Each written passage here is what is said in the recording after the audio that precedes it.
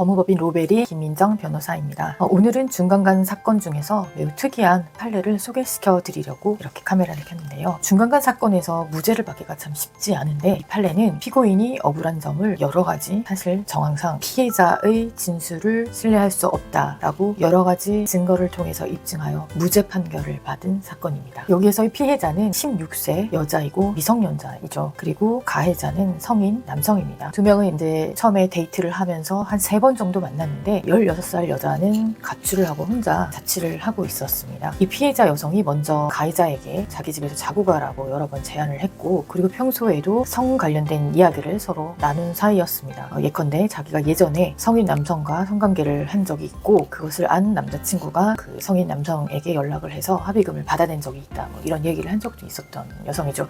사실상 좀 일반적인 16세 소녀라고 보기는 조금 어려운 그런 사람이었습니다. 이 사건에서 피해자의 태도가 평범하지 않은 것은 여러 정황에서 나타나는데, 예를 들어 피해자가 사건 당일에 먼저 가해자에게 내가 혼자 사는 자취방에 와서 자고 가라고 수차례 권유를 했다든지, 그리고 자기가 곧 잠들 것이다 라면서 같은 침대에 누워서 여성이 먼저 신경안정제 약을 먹고 잠이 드는 사실, 그리고 그 사건 전후에 피해 여성이 지금은 X라고 부르는 트위터를 사용하였는데, 그 게시글에 여러 차례 저도 잘 생소한 단어인 지레게 놀이라는 용어를 썼다고 합니다.